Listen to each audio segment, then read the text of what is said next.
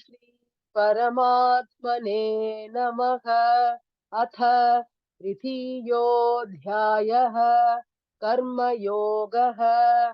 अर्जुन उवाच ध्यायसि चेत् कर्मणस्ते मता बुद्धिर्जनार्दन तत्किं कर्मणि घोरे माम् नियोजयसि केशव। व्यामिश्रेणेव वाक्येन बुद्धिं मोहयसीव मे तदेकं वद निश्चित्य येन श्रेयोऽहमाप्नुयाम्। श्रीभगवानुवाच लोकेऽस्मिन् द्विविधा निष्ठा पुरा प्रोक्ता मया नघ ज्ञानयोगेन साङ्ख्यानाम् कर्मयोगेन योगिनाम् न कर्मणामनारम्भात् नैष्कर्म्यम् पुरुषोऽश्नुते न च सन्न्यसनादेव सिद्धिं समधिगच्छति न हि कश्चित् क्षणमपि जातु तिष्ठत्य कर्म कृत्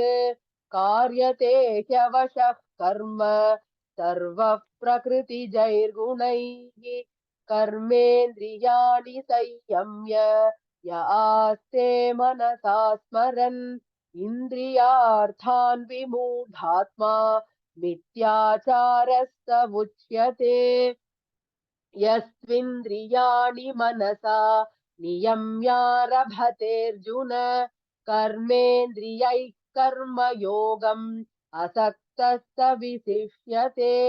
नियतं कुरु कर्म त्वम् कर्म ज्यायो ह्यकर्मणः शरीरयात्रापि च ते न प्रसिद्ध्येद कर्मणः यज्ञार्थात् कर्मणोऽन्यत्र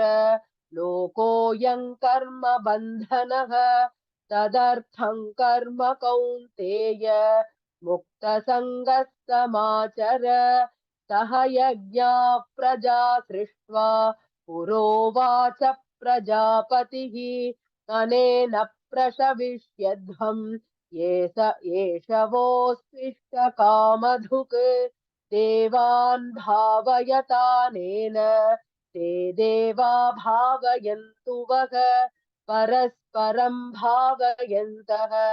श्रेयः परमवाप्स्यथ। इष्टान् भोगान् हि वो देवाः दास्यन्ते यज्ञभाविताः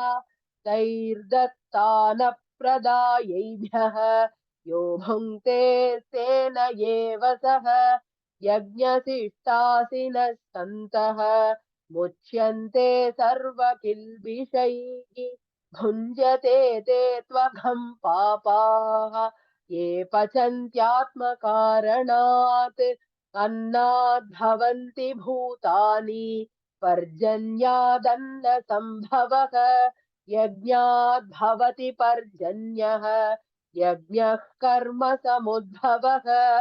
कर्म ब्रह्मोद्भवं विद्धि ब्रह्माक्षरसमुद्भवम् तस्मात् सर्वगतं ब्रह्म नित्यं यज्ञे प्रतिष्ठितम् एवं प्रवर्तितं चक्रम् नानुवर्तयतीह यः अघायुरिन्द्रिया रामः मोघं पार्थ स जीवति यस्त्वात्मरतिरेव स्यात् आत्मतृप्तश्च मानवः आत्मन्येव च सन्तुष्टः तस्य कार्यं न विद्यते नैव तस्य कृतेनार्थः नाकृतेनेह कश्चन न चास्य सर्वभूतेषु कश्चिदर्थव्यपाश्रयः तस्मादसक्तः सततं कार्यं कर्म समाचर असक्तो ह्याचरन् कर्म परमाप्नोति पूरुषः कर्मणैव हि संसिद्धिम् आस्थिता जनकादयः लोकसङ्ग्रहमेवापि सम्पश्यन् कर्तुमर्हसि यद्यदाचरति श्रेष्ठः तत्तदेवेतरो जनः स यत्प्रमाणं कुरुते लोकस्तदनुवर्तते। न मे पार्थास्ति कर्तव्यम् त्रिषु लोकेषु किञ्चन नानवाप्तमवाप्तव्यम् वर्त एव च कर्मणि यदि ह्यहं न वर्तेयम् जातु कर्मण्यतन्द्रितः मम वर्त्मानुवर्तन्ते मनुष्याः पार्थ सर्वशः उत्सीदेयुरिमे लोकाः न कुर्याम् कर्म चेदहम् शङ्करस्य च कर्ता स्याम् उपहन्यामि मा प्रजाः सक्ताः कर्मण्य विद्वांसः यथा कुर्वन्ति भारत कुर्याद्विद्वांस्तथा सक्तः चिकीर्षुर्लोकसङ्ग्रहम्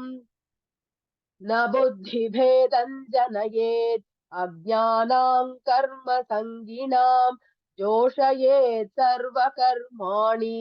विद्वान् युक्तः समाचरन् प्रकृतेः क्रियमाणानि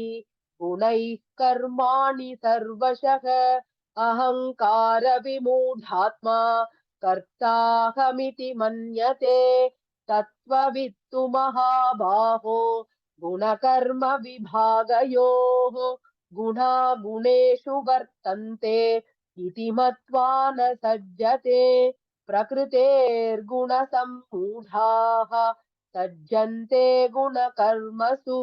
तान् कृत्स्नविदो मंदान् कृत्स्नविन्न विचालयेत् मयि सर्वाणि कर्माणि सन्न्यस्याध्यात्मचेतसा निराशीर्निर्ममो भूत्वा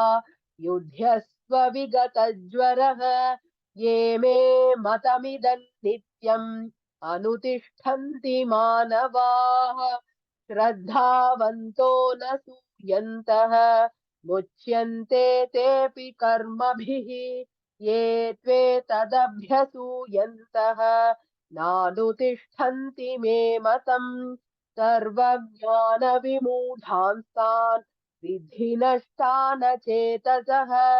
सदृशं चेष्टते स्वस्याः प्रकृतेर्ज्ञानवानपि प्रकृतिं यान्ति भूतानि निग्रहः किं करिष्यति इन्द्रियस्येन्द्रियस्यार्थे रागद्वेषौ व्यवस्थितौ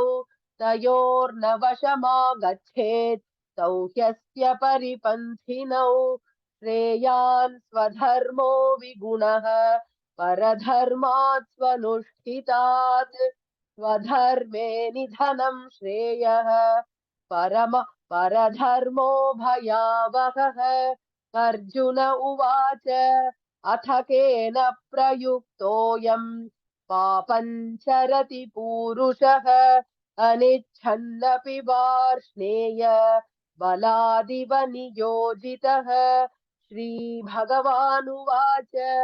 काम एषः क्रोध एषः रजोगुणसमुद्भवः महाशनो महापाप्मा